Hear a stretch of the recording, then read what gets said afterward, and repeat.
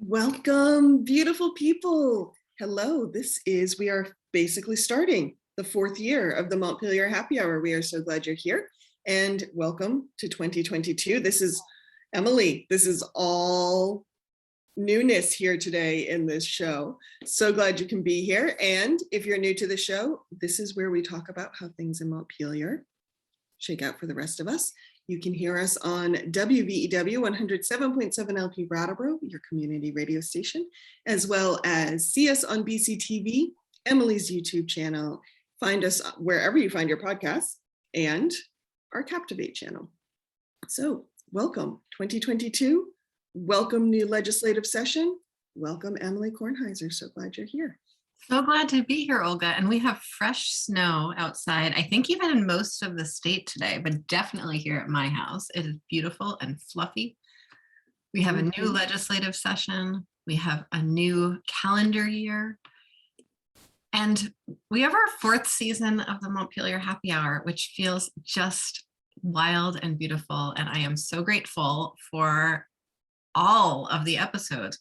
We have been recording every single week. We've been on such a journey together. So thank you. Thank you for all the time and attention and curiosity and fun and all of the episodes. Thank you, Emily. And technical prowess. Thank you for the technical prowess, Olga, as the person who does all of the technical things. Thank you. Thank you. Well, it's funny this morning, as talking about technical things, my computer decided to freeze like right before I was supposed to hop on the show with you. And I was thinking about the conversation we had.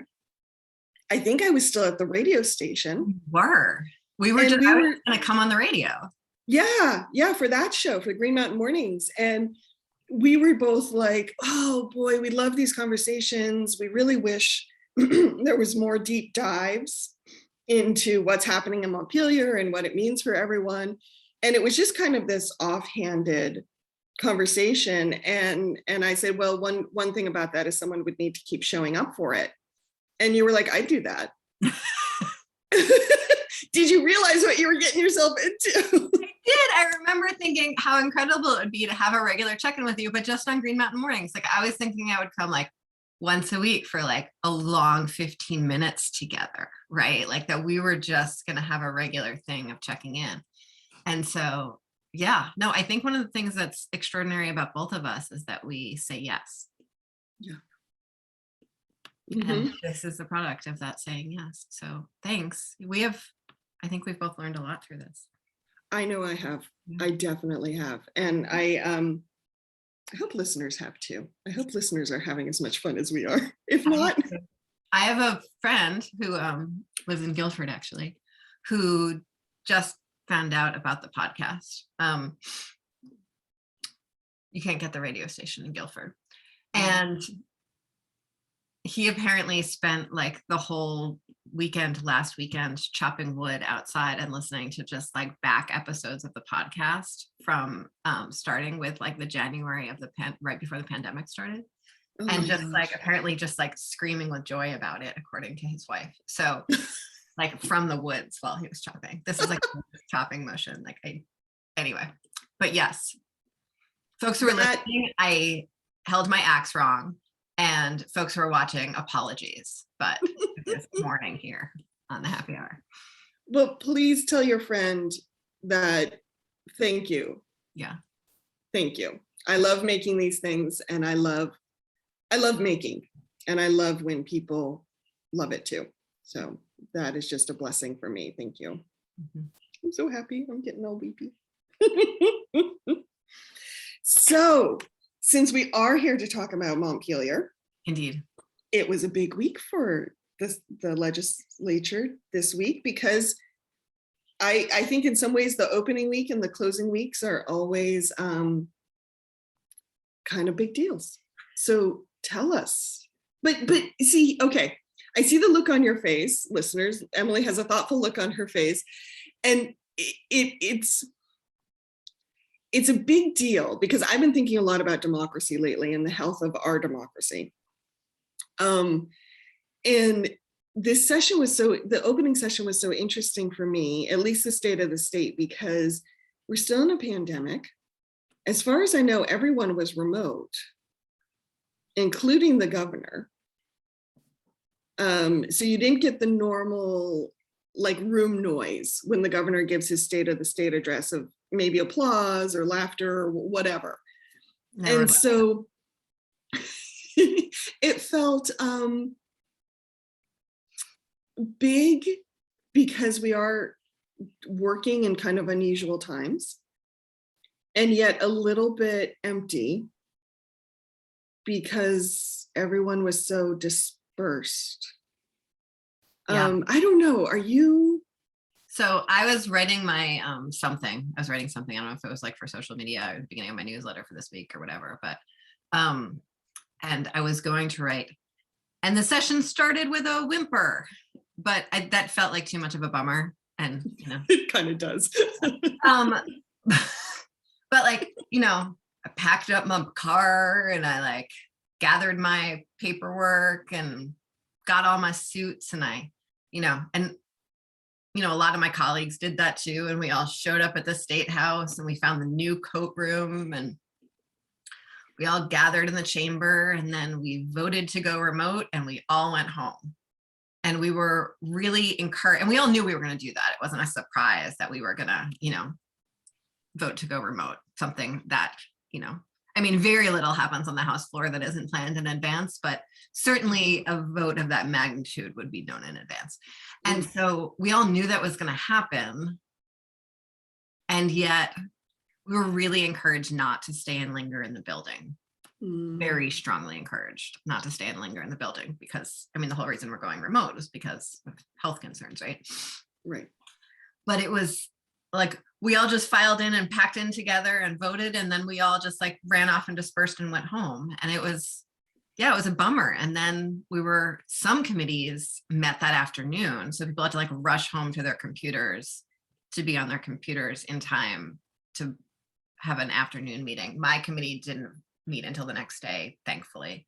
But then we were just like back in the Zoom rooms doing the same old thing. And we've talked before and about how just the lack of texture and context for Zoom makes everything feel sort of the same as everything else, and it's hard to cement the information. So yeah, that was like a little bit of a bummer. I'm grateful that we're valuing our safety and the safety of our communities. We all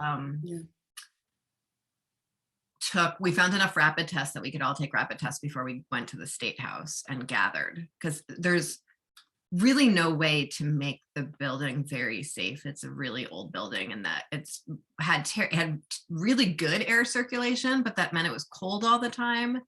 And so it had like some, heating rehab stuff done, which, the last, say 20, this is so technical, I'm sorry, but the last 20 years of heating technology and insulation technology didn't take into account airflow really very well. Yeah.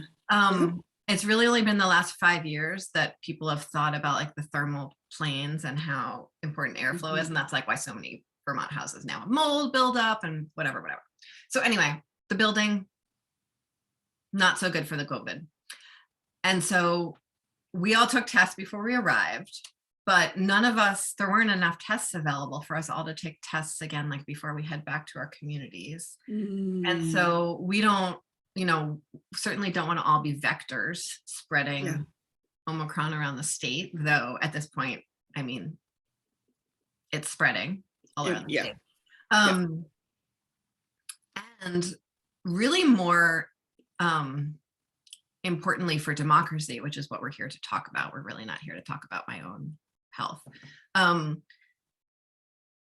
We know that there are regularly going to be members of the legislature who either have COVID themselves or who are close contacts and need to quarantine or isolate or just be sick. And we don't have a mechanism for those folks to vote unless we're all remote. We know how to vote all together, and we know how to vote entirely remotely, but we really don't have a good system for doing a hybrid.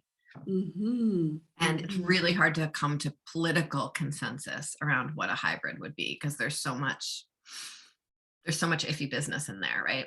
Right. Um, and so, and that's like, people miss work, whatever, that's Mhm. fine.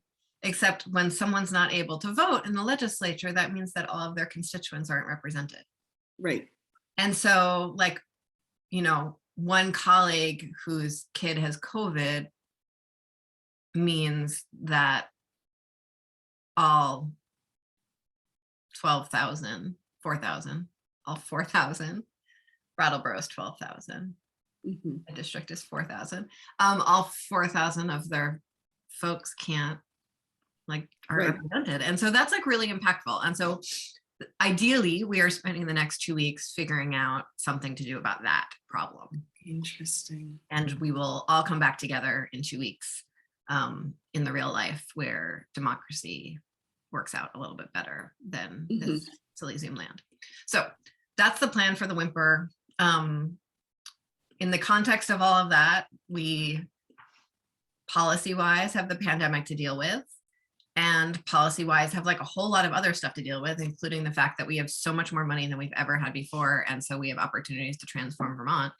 And Yeah. so lots of big intentions and excitement for the legislative session ahead.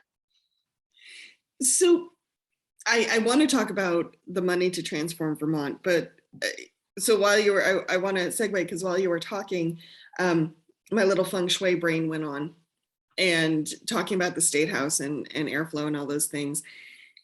For you as a lawmaker, this goes to sense of place. Like when I walk into the state house,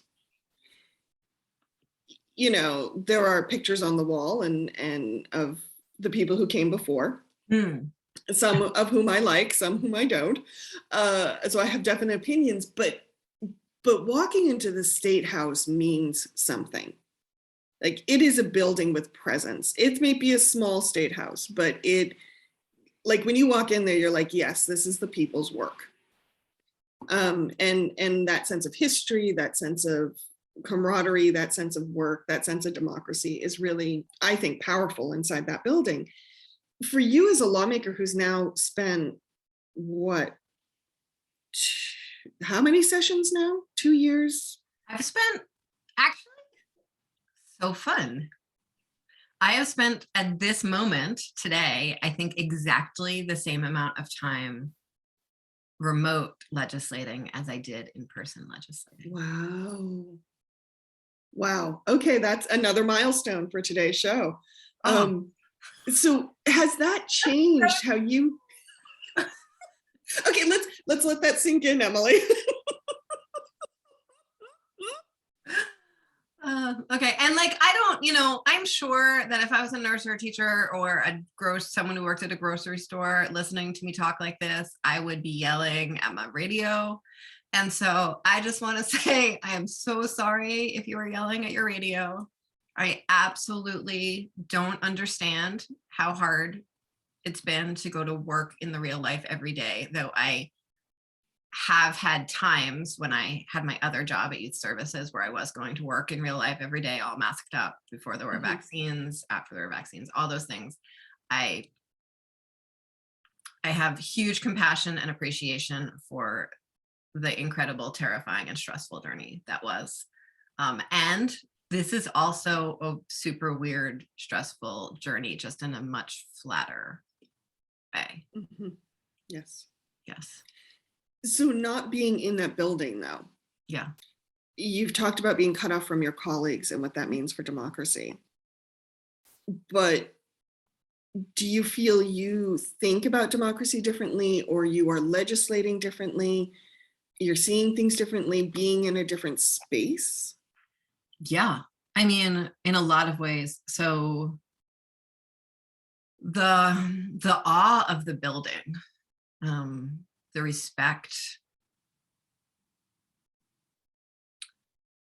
respect of sitting, that really comes like into my body from sitting inside of history, which is what sitting in that building is. And some of that I resent the heck out of. Am I allowed to say the other word on the radio? I think so. Okay, I know there's, really weird archaic rules, but Yeah, so FCC. anyway, the chairs in the House chamber are designed for men, and my feet don't touch the floor in them. I think I've said that before, right? And the portraits of the angry old white men glaring at me from every corner is really like emotionally overwhelming sometimes if I'm able to take it in. But there's also just like really every day I look up and I'm really in awe that like I have been selected by my constituents to be there, that all of the other people in the room have also been selected by their constituents to be there. And there's something in the building and sitting in the history that helps me remember that in my body. And that helps, I think, each of us remember that in our bodies. I don't think it's just me. I think, talking about somatic feng shui might be like something that a rep from Brattleboro might do more than like a rep from Newport. But I think that doesn't mean that we don't all actually experience it. It's just we have different words for it. So that's really impactful, both in terms of how we treat each other and on just like a very basic human level, and think about sort of partisan politics and manners and curiosity, but also how we consider each other's opinions on a deep level. That it really, when we are in the building, it very much transcends each of our own opinions and very much feels like the perspective of wherever someone's legislating from. That feels much more real when we're there in real life. The other thing that is very felt bodily amidst the velvet and the crystal and the really uncomfortable chairs, this chair is much more comfortable, is the arc of history. And you and I, arc of history, definitely like Montpelier happy hour theme, but knowing that like often the argument that we're having or the issue that we're pushing or whatever we're grappling with has been grappled with for decades, and that like the dust of those decades is like actually on the table. And that brings some really valuable perspective to doing good work sometimes, also sometimes bad work, but so there's that, the buildingness. And then the other thing is just, less about the building or not the building and more about the pandemic. I don't get to see my constituents as much anymore. I did like a lot of wondering about hanging out in public. And I don't anymore. So I don't get to have those like casual, quick, how are you doing? Oh my God, I just thought of this when I saw you. Can you do something about it stuff? People need to actively seek me out now, and I don't like that. Yeah. Well, it's so fascinating. I think that's one of the ironies of this pandemic is that I think about my experience in the State House as a reporter.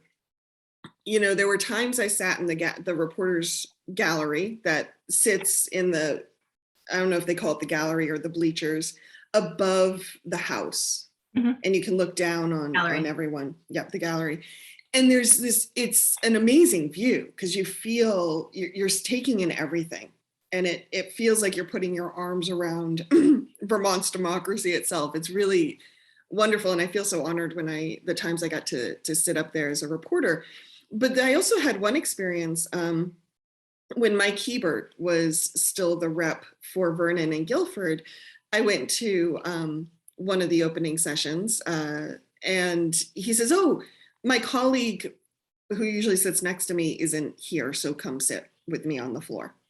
And so then I sat for the State of the State, like on the floor, and just hearing the different reps making their comments during the speech and everything. It was an entirely different experience, and it was fascinating. I loved it so much. And here's the thing that kind of goes to your comment about folks who have been going through this pandemic, who are going to grocery stores and working all day. Or they're in the medical profession and they're working all day, like literally in the trenches. And the irony is, as humans, I think our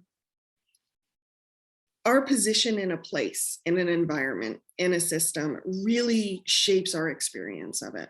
and our understanding of it. And just like those two different seats I was sitting in the chamber. And the irony is, for me at least, for us to really make some of the changes I think we are capable of making in response to this pandemic really require that we change our perspective on so many things. And yet, to slow the pandemic, we've had to isolate. Mm-hmm. And so I think it's this weird juxtaposition between needing to make connection so we have a better understanding of what people are experiencing, and yet to protect each other, we need to not make a connection in space. That is so wise. Oh my goodness. Yes. Yes. All of those things. It's really extraordinary, actually. And I find that because the ways of connecting now require such intentionality, and sometimes even conversations, like really trusting conversations about safety, it cements and deepens our existing relationships and makes it much harder to enter into new relationships or to have develop stronger relationships with sort of acquaintance circles, which is true amongst my legislative colleagues just as much as it's true sort of socially. Yeah. The other thing, which is, speaking of the state and the feeling of being in the chamber for that, it is really hard to be attentive on Zoom. It's really hard to pay the same level of attention because there's no texture to pay attention to. And I can know that about myself. And maybe if you're a certain type of person listening right now, you're like, well, if you know it's hard to pay attention, then pay attention harder. But like, there's only so hard you can work. And so like, it's a lot harder. It's a lot harder to pay attention when things get like a little bit boring, one drifts off a little more easily. Because the texture doesn't bring you back or hold you in. And so, and there's also no one sitting next to you going, hey, hey. No, there's no elbow. There's no one to notice if you're like doing something on your phone. It's really like, so that's a part of it too. And it was, this year for the state of the state. And I don't, I think we should talk about the state of the state after the break. I would like to talk about legislative priorities before I jump into that. But during the state of the state, we were actually all asked to turn our cameras off. And I don't know if it was a bandwidth thing. We don't usually do that. Usually all of our cameras on. We're all supposed to wear seats. We're all supposed to wear suits while we sit at our desks in our houses. And, but we were all supposed to turn our videos off for it, which made it even more sort of, surreal and disconnected. It was like, why do I even have to show up for this? Like I could watch this stream done digger later, it was, it's all very surreal. And again, very hard to like cement ourselves in the reality of what this means for Vermonters. And so I am super duper looking forward to being back in the real life as soon as possible. Thank you, Emily. That conversation was wonderful, and it also took a little longer than I expected. So we have just a few minutes before the end of this first part of the show. Do you want to touch on legislative priorities now or wait until after the break? Yeah, let's just sort of like do some high level ones. So perfect. Workforce development is really, really high on the list. And everyone is I would say that's a word like equity that means something totally different to whoever says it. And so figuring out what that word actually means is going to be super duper fun. I certainly have my own opinions and my own strategies. Childcare, supporting working families, that whole situation, housing, climate change, reproductive justice. We are passing 2 constitutional amendments this year. So exciting. 2. Yeah, we're also taking slavery out of the Constitution. Oh, nice work. That's right. Nice work, Vermont, for getting that one together. That process of constitutional amendments is so long that I thought we had already voted. No. I'm so sorry. Thank you for reminding me. It is. It's very long. And that one's not quite as controversial as the reproductive. So those are like top line things for me, but there's like a whole lot of great criminal justice reform we're looking at. Yeah. There's some really great changes maybe to our social service system that we're talking about. Lots of fun tax stuff. really looking at how we can support schools and communities better. And then, yeah, spending all that blessed ARPA money. Looking forward to those conversations. I think what's fascinating with me you mentioned it with equity, but with the ARPA funds too, it's, I think everyone agrees that it's transformative money, but what transformation we want to make and how to do it. What counts as transformation also, yeah. The other thing I want to make sure listeners understand is that so we operate in a biennium structure. There's a biennium is 2 years. We are in the second year of the biennium. And so all of the bills that were introduced last January are still active.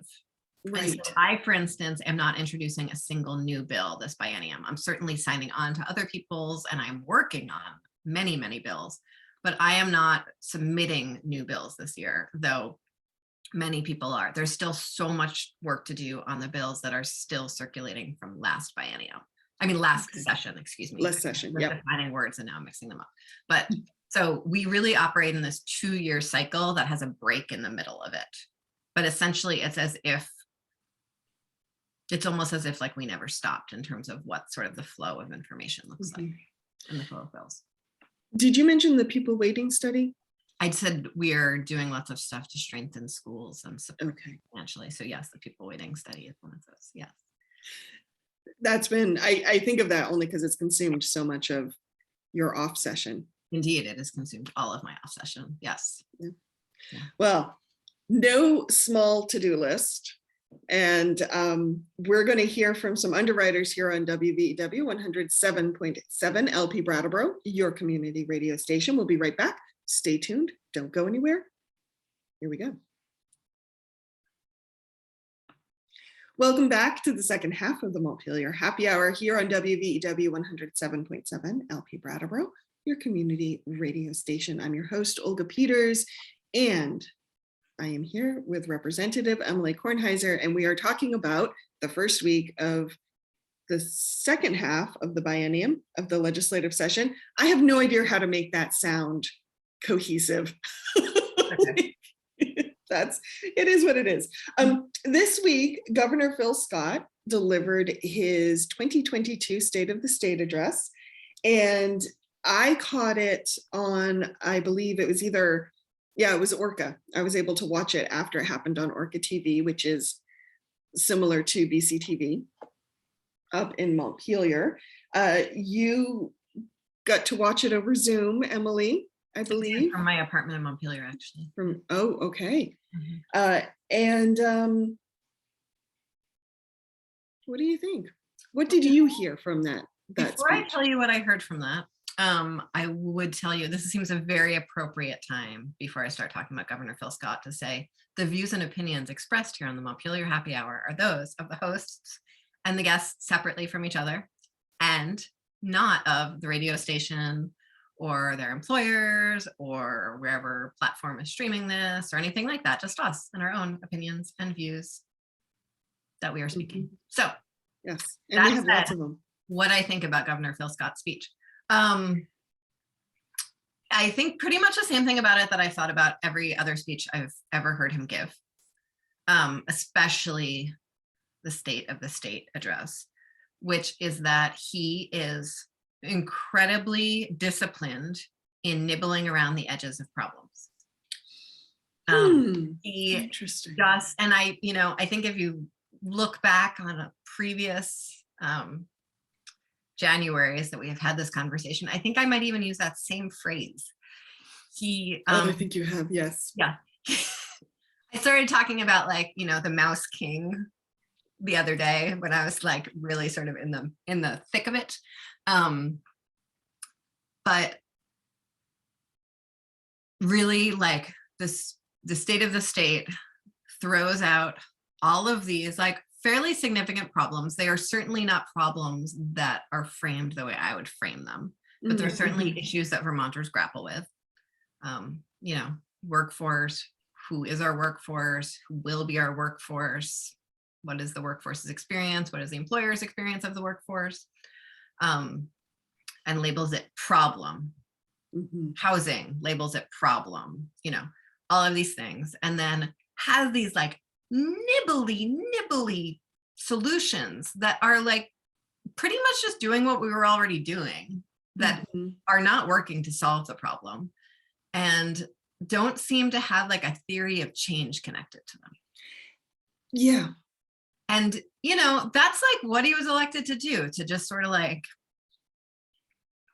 keep the steamship slowly moving forward while like little bits fall off of it. Mhm. And not how I would lead, not how I would give a speech. He is a very, very stolid, a word. Yeah.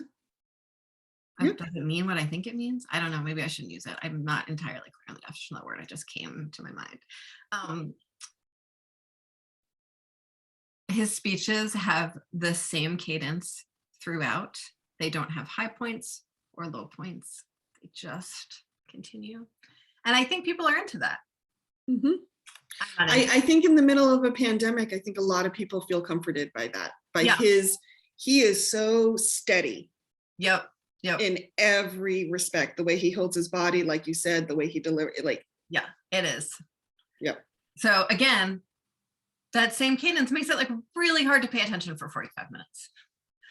And in addition to that, and I don't mean to be blithe here, like there's not a lot of hook there to pay attention to. It is nibbling around the edges. And like the world is burning. Mhm. And he, in this particular State of the State address, he basically refused to mention COVID. Mm. And so the world is burning. The world is not just burning because of COVID, though it is, right? Like there are people dying everywhere. Our hospitals are full. Our schools are shutting down.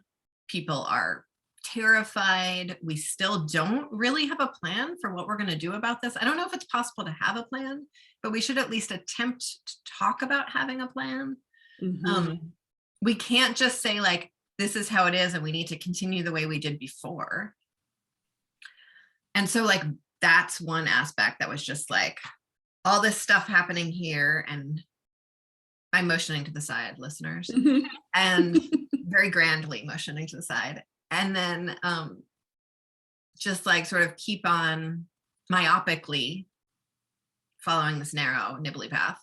Mhm. And then there's also, climate change. The world is actually burning, right? Like Yes. huge swaths of Colorado are burning right now, or just stopped because of like epically inappropriate levels of snowfall. I've been sort of super conscious that Windham County is suddenly like a completely different climate zone than the rest of the state. I feel like we're about to break off. This is the first snow we've basically gotten this year, practically. The I rest know, of and the it's state is like freaking January. covered in snow and has been through the whole winter. This summer we had floods, everyone else had droughts.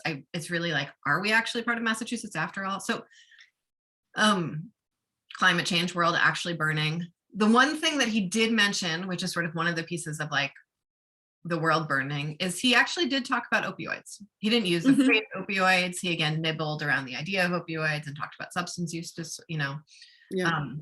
But I was really pleased to see that highlighted. Certainly not the transformative solutions that I would lean into, given that the solutions he suggested are solutions we've already been using and are clearly not working.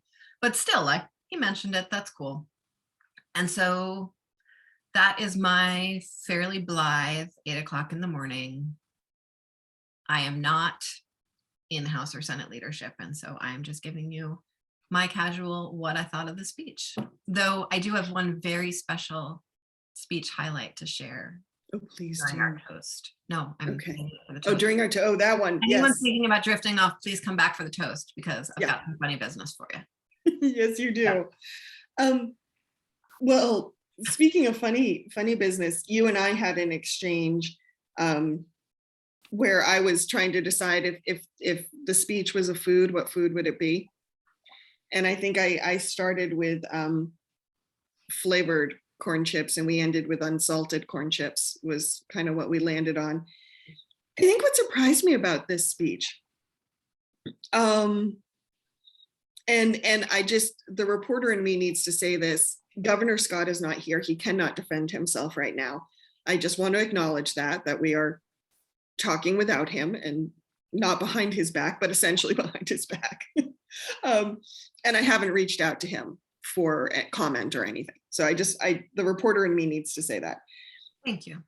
What I found fascinating is I feel like 2020 and 2021 were such unique years, especially with the pandemic and the ARPA funding, and the new perspectives that many people are getting. And yet, this speech felt a little bit like he pulled it out of a drawer, dusted it off. Yes. And I was literally trying to go through some of my old records to see if like did he copy and paste? And I'm sorry, I'm sure the man put much more thought into it than that, but it really felt like the same speech he gave before the pandemic. It was. Like, I mean, in one of his inaugural speeches. Doesn't it feel that way? Yeah. So his inaugural speeches, before the pandemic use this like same set of numbers over and over again in a way that like bored into your brain really intensely to talk about like workforce and population and affordability. Demographics and affordability was his catchphrase. The most vulnerable, right? Yeah. And so that was the three things: demographics, affordability, most vulnerable. And so this speech was like just about demographics and affordability. And he actually didn't even talk about the most vulnerable this time around. He used it once. But like usually he like really weaves that one in. And yeah, so, he does it as a triad, yeah, kind of. Yeah. And so, yeah, it's like the exact same stuff, but he, left out the part that to me has always been like the part that he has neglected the most anyway. And so that was really, and especially in the context of COVID, that like we're not highlighting the most vulnerable, right? It's just, took the speech out and dusted it off and did it again. And consistency, that's been his thing. And he also did all of these like what I thought were fairly unkind and condescending digs about politics. Yes. About yeah. Go ahead. I want to see if what you picked up on, I picked up on. So there were all of these comments about like, I hope we can do our work without like, the buzz of the election year and without, being swayed by headlines and all of these things. And, those are some words coming from someone who does a press conference every single week, who is the one in the headlines all the time, who always has his picture there. And that he's the one who's saying, don't be like buzzed by headlines and politics. And I felt, one, it gives him an excuse. He's like already setting up the narrative that if the legislature ever bothers to disagree with him, though we do have a separation of powers. That's like, in fact, how government works. We're supposed You're kind of supposed to disagree with him. It's how we hash things out. Yes. Yeah. If we ever disagree or, God forbid, make a fuss about disagreeing, he can say, oh, they're just playing politics. And I personally, this is all personal. I even had an announcement about this is all personal, but it felt profoundly gendered to me. The people we know are running for office that have already talked about running for office, with the exception of one person, are all really powerful women. Yeah. And so the flavor of the condescension in it and the saying, if you make a fuss that's playing politics, all feels like very much like, Father Man on high wanting. Oh, no, it felt very much be good girls and sit in the corner and behave yourself. Oh no, it's nice to hear you say that, because I picked that up and I'm like, that really feels like getting patted on the head and being told to sit in the corner and be a lady. And okay. I might have screamed at the computer at that part. What's remarkable about it all is that like, and he's not I think there's definitely this vibe in the State House of like, we shouldn't let politics interfere with what we're doing. That's a very Vermont theme. And I have to say it's a confusing theme, because we are in fact elected politicians. Like, what, I don't even know what it means. Like, we have a Republican caucus and a Democratic caucus, and that's in fact how everything works. Like, the speaker is a Democrat and she makes a motion, and that is always like her counterpart for even like gestural ceremonial work is the Republican minority leader. So like, what does it mean to be doing this work in the absence of politics? There isn't any way to do it in the absence of politics. The entire structure is built on party politics, for better or for worse. And there's certainly worse that I can talk about, but it's people, when people use that word in that particular way, it sort of like leaves out the actual reality of the situation. And I feel like it's about striving. Yeah, it's interesting. I too felt like he was setting up a framework, and some of his digs I felt were specifically aimed at the legislature. You know, don't disagree with me, but I also felt he was kind of waving a flag in front of the media saying, and don't you get too excited about anything either. Oh, that's fun. I love that you caught that part. At least that's how it came. Again, this is personal. That's how it came across to me. And it was interesting because, yes, it felt like he was setting up that kind of get out of jail free card, that if anyone disagrees with him, he can say you're playing politics. And I guess for this session, maybe that's a goal for you and I on the show, Emily, is to differentiate. Like, I feel democracy to a certain extent is built on starting from a place of disagreement and hashing things through until you can find a solution that may not help everyone, but helps as many people as possible, and helps the most impacted. Like, and I feel that part of that process is disagreeing. Yeah. And maybe that's where we can talk more about that. Like, what does it mean to disagree? In the spirit of problem solving. Yeah, I love that. That sounds great. Instead of just obstructionist politics, which I think is, most of us would agree would probably not, saying no for the sake of saying no. Yeah, and like, certainly, I don't want things here to look like they do in Washington. No.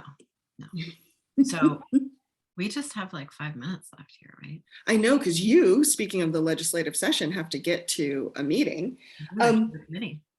So I would love, thank you for joining me today, and thank you all our listeners for tuning in. And we look forward to many more conversations this year. Emily, I know you have a juicy little toast, so I would love it if you would give it today. I do. I'm so excited about it. And for listeners who are like, where was all the policy talk that you all usually do? This felt like an hour-long gossip session. I hope you enjoyed it. It was fun for me, and I think it was fun for Olga, and I hope it was fun for all of you. A little lightness to start the new year. We will dive in deep on each of the policy issues I mentioned in passing, because they're all going to be deep dives that the legislature is going to take. And so as each one gets taken up and gets a little bigger through the session, we will dive deep on it, because that's what we do during the session. We have like, a pressing topic each week. So I would say we weren't quite gossiping, we were processing. Oh, I like that. I actually don't, similar to like, bringing the word politics back into, a good name. I think gossiping, the word gossiping, is a way that we malign a very female form of social connecting and processing. Good point. Thank you. It wasn't really my point. It's like from, it's actually like an academic thing. So anyway, so Vermont Digger, which I'm sure anyone who has the energy to listen to our show also reads, which is an online paper, has this email that they send out during the session only that comes out every single day and has highlights of what happened in the legislature that day. And it's, sometimes I read things in it that I didn't know actually happened, even though I was there. And so it's super fun, even for legislatures. And it's like a little bit like, there's always like a little corner like that they highlight specifically as a little corner. That's like a little bit of a gossip rag, and that's super fun. So in Digger's article about the State of the State address, they had this amazing, amazing moment. This amazing line, which is, and this is what I'm going to toast. They said, if you were to make a drink recipe modeled after Scott's speech, it might look something like this. And so I am going to toast to this drink, though I am not going to drink it because it doesn't sound very tasty to me. 2 ounces of workforce development talk, 3/4 of an ounce of inspirational quotes on how well the state is doing despite it all, 3/4 of an ounce of all the other issues, and garnish with a tease of a potential tax cut and serve over ice. So that's the cocktail we have on our plates today for the toast. I'm not drinking it. I don't even know if I'm going to toast to it, but it's really well done, Vermont Digger. Thank you. Thank you, Digger. Well, and thank you, Emily. Thank you, listeners. I am toasting to a new season for the happy hour. To a new season for And the happy hour. to a new legislative session. Thanks, Olga. Take care, everyone. Bye.